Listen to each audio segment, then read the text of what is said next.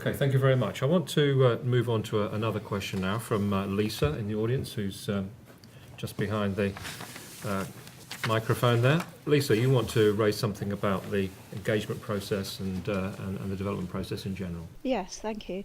My name's Lisa Bartlett and I'm Development Manager at Bath and North East Somerset Council, and I work in the part of the process where development proposals are actually determined. Local planning authorities are under great pressure from central government to determine applications in 8 or 13 weeks if they're more major proposals.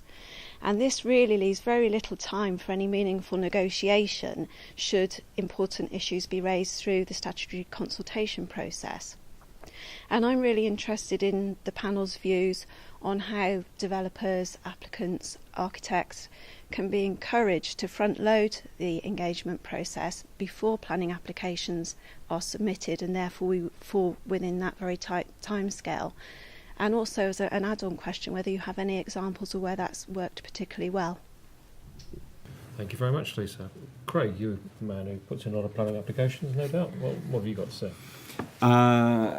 I think it's essential that if we were to punt in an application for 3,000 homes on the outskirts of Bath, I know exactly what's going to happen there. So we'd be stupid not to do that. I think the challenge is also because of the pressure of work you're under with the deadlines.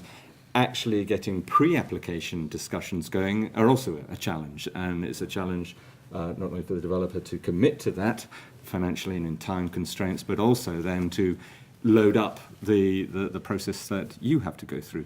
So, but we always advise our clients to get into pre-application discussions as soon as possible, because you can start laying out some of the territory.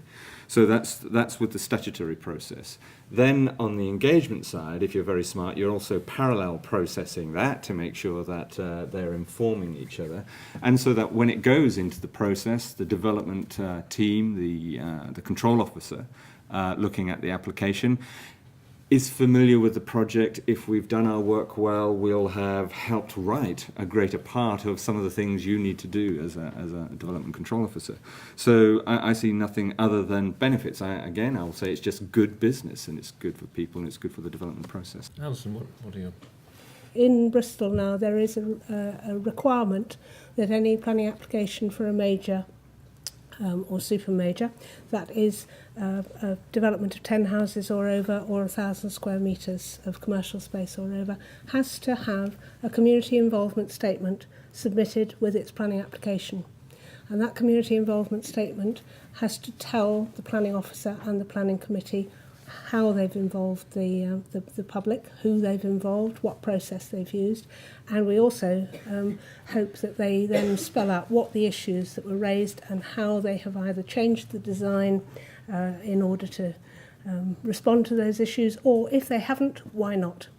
And if that sounds like a sort of party political broadcast, it is, because that's one of the things that I do is to refer any pre-application planning inquiry that comes into the local planning authority to the various community groups around Bristol through the network to help the developers get this community involvement off the ground. So, as I say, this community involvement statement has to have those three things in it.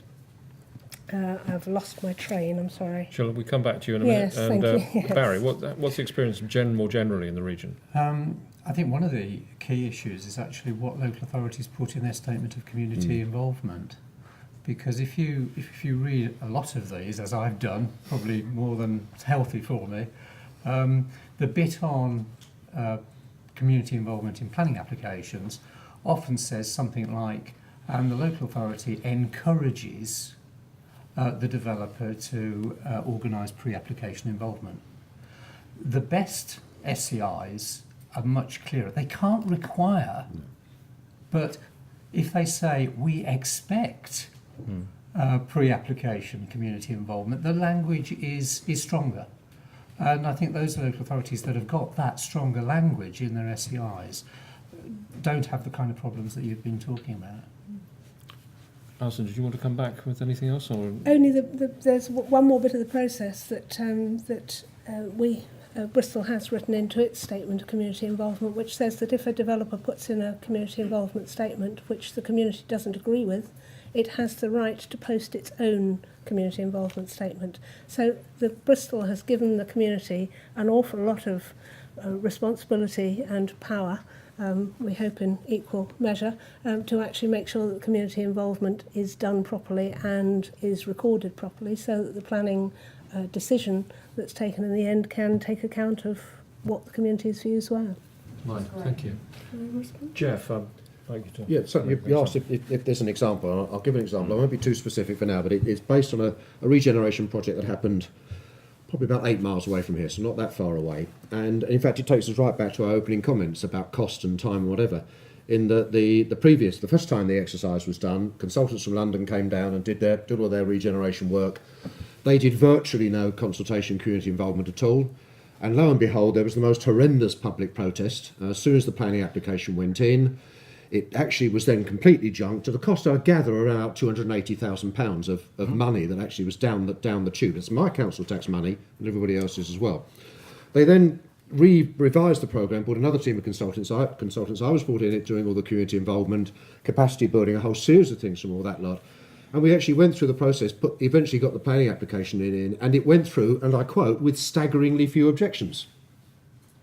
And that was the difference. The technical stuff wasn't much difference. There was a feeling. There were people in the community who said, I drew that line. I wrote that phrase. I added that idea. That was that feeling of ownership. Some people come out the woodwork late. That always happens. But there are now anecdotes that actually really show that difference, and that's money.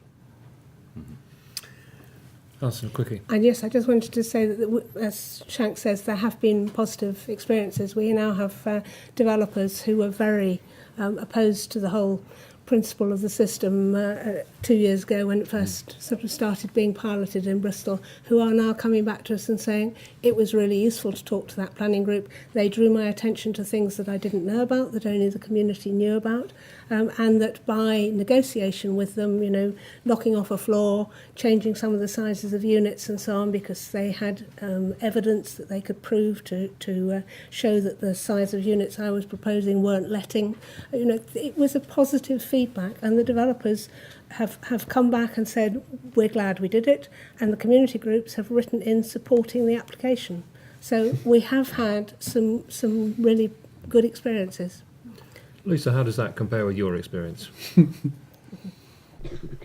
Yeah, it's very positive. I'm not sure that my experience is that positive so far, but it seems to be that it's a process that's in the making and it's developing all the time.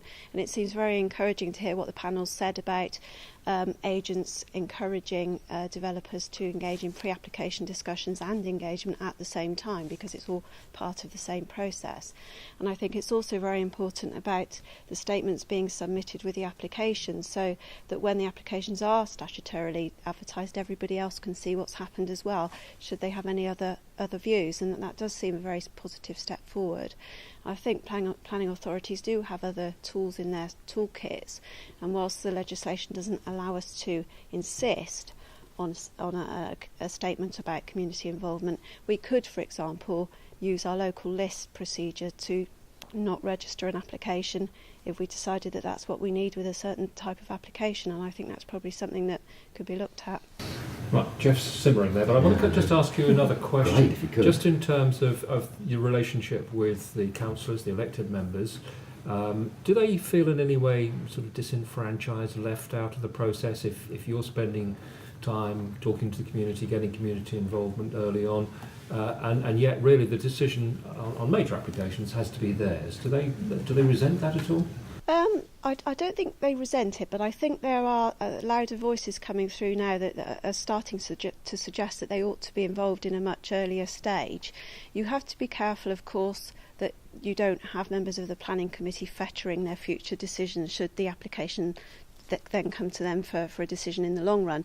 But there are ways of engaging with the local members at a much earlier stage, and I think that that's a positive step, and that ought to be done more often.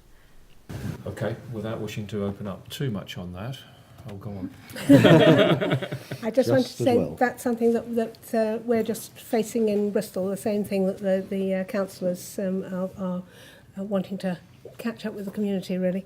The one of the things that we're working to try and get is to make sure that the processes don't end up going in two different directions, that it's very important that these community involvement meetings do have all the people that want to say anything in the same room at the same time, so that everybody can hear what the other people are saying. And that's very important for small developments and for things like major cross-town transport routes.